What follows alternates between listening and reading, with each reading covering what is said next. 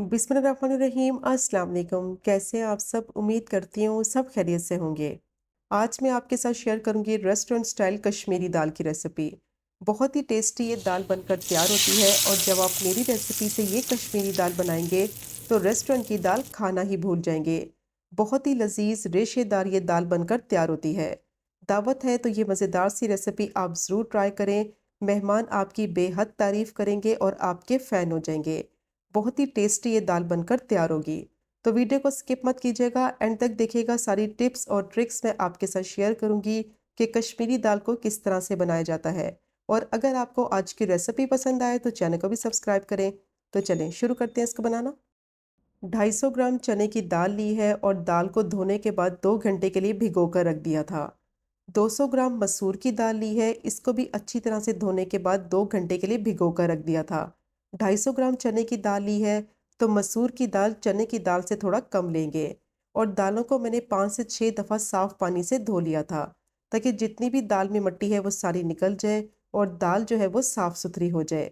मट्टी होगी तो इनका टेस्ट ख़राब हो जाएगा। दालों को अच्छी तरह से धोने के बाद फिर भिगोना है। अब मैंने प्रेशर कुकर लिया है, उसमें डालेंगे 1/3 कप ऑयल और अच्छी तरह से ऑयल को गर्म करेंगे।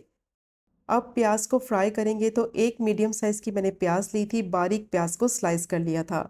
बिल्कुल बारीक प्याज स्लाइस करके डालेंगे ताकि अच्छी तरह से ये दाल में मिक्स हो जाए।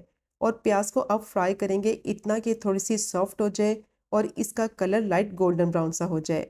प्याज को ज़्यादा हाई फ्लेम पे फ्राई नहीं करना, ये फ़ौरन से जलने लगेगी और इसका टेस्ट और फ्लेवर भी ख़राब हो जाएगा। तो मीडियम टू लो फ्लेम पे 4 से 5 मिनट के लिए प्याज को मैंने फ्राई कर लिया है। प्याज जो है वो थोड़ी सी सॉफ्ट भी हो गई है और इसका कलर थोड़ा सा लाइट गोल्डन ब्राउन सा हो गया है। अब जैसे ही प्याज फ्राई हो जाएगी तो इसमें डालेंगे 1 टेबलस्पून भर के लहसुन अदरक का पेस्ट और इसको भी 1 से 2 मिनट के लिए फ्राई कर लेंगे ताकि लहसुन अदरक का कच्चापन ख़त्म हो जाए और इसमें अच्छी सी खुशबू आने लगे। अब जैसे ही इसको फ्राई करेंगे तो इसमें डालेंगे चिकन। 250 ग्राम मैंने बोनलेस चिकन ली है और चिकन को डालकर अच्छी तरह से फ्राई करेंगे ताकि चिकन की जितनी भी स्मेल है वो ख़त्म हो जाए और चिकन का थोड़ा सा कलर भी चेंज हो जाए। तो मैंने ब्रेस्ट पीस यूज़ किया है। इस दाल को बनाने के लिए जो चिकन आपने इस्तेमाल करनी है वो ब्रेस्ट पीस का इस्तेमाल करना है। इससे चिकन के रेशे बहुत ही ज़बरदस्त बनेंगे। तो आपकी मर्ज़ी है, आप बोनलेस चिकन की ब्रेस्ट पीस ले लें या फिर हड्डी वाली चिकन का ब्रेस्ट पीस ले लें। लेकिन ब्रेस्ट पीस का इस्तेमाल करेंगे क्योंकि इससे बहुत ही ज़बरदस्त रेशे बनेंगे और बहुत ही मज़ेदार रेशेदार ये दाल बनकर तैयार होगी। अब चिकन को मैंने अच्छी तरह से फ्राई कर लिया है लहसुन अदरक के साथ। इसका कलर भी चेंज हो गया है और चिकन में से अच्छी सी खुशबू भी आ रही है। जैसे ही चिकन को फ्राई कर लेंगे तो इसमें डालेंगे कुछ स्पाइसेस। 1 टीस्पून नमक डालेंगे या फिर आप अपने टेस्ट के हिसाब से भी ऐड कर सकते हैं। 1 टीस्पून धनिया पाउडर, हाफ टी स्पून गरम मसाला पाउडर और हाफ ही टी स्पून हल्दी डालेंगे। 1 टीस्पून लाल मिर्च पाउडर डालेंगे।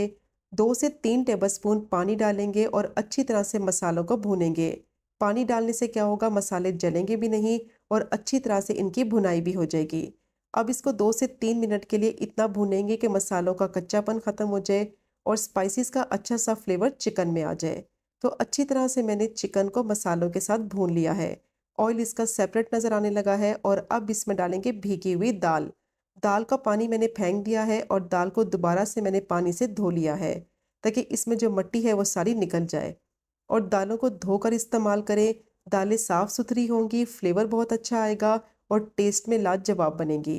अब दालों को अच्छी तरह से भूनेंगे चिकन और मसालों के साथ ताकि दालों का कच्चापन ख़त्म हो जाए और इनमें मसालों का अच्छा सा फ्लेवर भी आ जाए।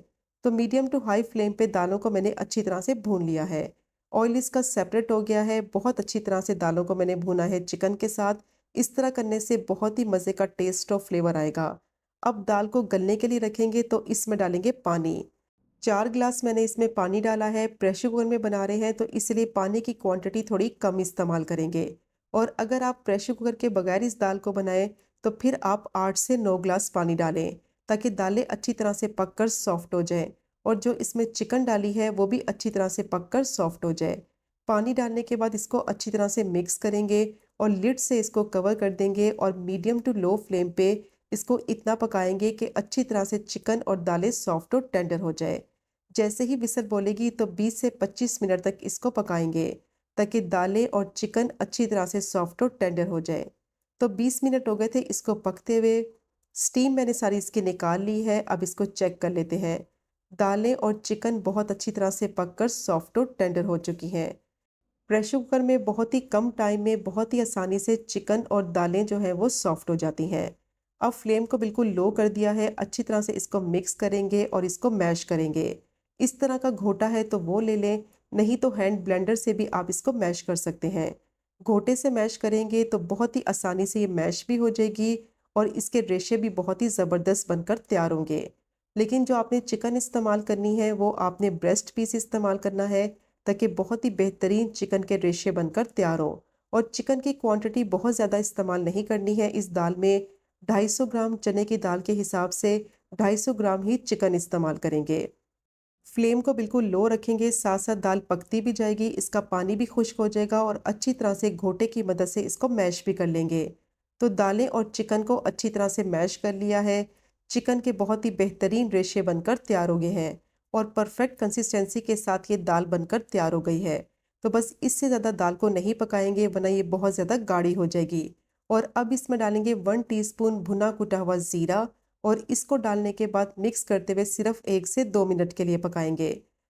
बहुत ही मज़ेदार कश्मीरी दाल बनकर तैयार हो गई है और इसके रेशे चेक कर सकते हैं कितने ज़बरदस्त बने हैं। ये इतनी ज़्यादा टेस्टी बनती है कि जब आप इसको ट्राई करेंगे तो बार बार इसी दाल को बनाना पसंद करेंगे। अब इसको सर्व कर लेते हैं और सर्व करने के बाद इसके ऊपर लगाएंगे मज़ेदार सा तड़का। बहुत ही टेस्ट और फ्लेवर आएगा इस तड़का लगाने से। तो दाल को सर्व करने के बाद इसका तड़का तैयार करें, ताकि गरम गरम दाल के ऊपर फ़ौरन से आप तड़का लगाएं। तो मैंने एक पैन लिया है, उसमें डालेंगे 2 टेबलस्पून देसी घी। इससे फ्लेवर बहुत अच्छा आएगा। और अब इसमें डालेंगे एक छोटे साइज़ की स्लाइस की हुई प्याज। प्याज को बिल्कुल बारीक स्लाइस करके फ्राई करेंगे ताकि अच्छी तरह से ये गोल्डन क्रिस्पी फ्राई हो। और मीडियम टू लो फ्लेम पे प्याज को फ्राई करेंगे ताकि ये जले भी नहीं और अच्छी तरह से गोल्डन ब्राउन हो जाए। अब प्याज जैसे ही थोड़ी सी सॉफ्ट हो जाएगी तो इसमें डालेंगे बारीक कटी हुई हरी मिर्चें हस्बे ज़रूरत और बारीक स्लाइस किया हुआ अदरक डालेंगे। अब अच्छी तरह से तीनों चीज़ों को फ्राई करेंगे और तब तक फ्राई करेंगे कि प्याज का कलर गोल्डन ब्राउन सा हो जाए। तो प्याज अच्छे से ब्राउन हो गई है, बहुत ही अच्छी खुशबू आ रही है देसी घी की। अब ये गरम गरम तड़का डालेंगे दाल के ऊपर।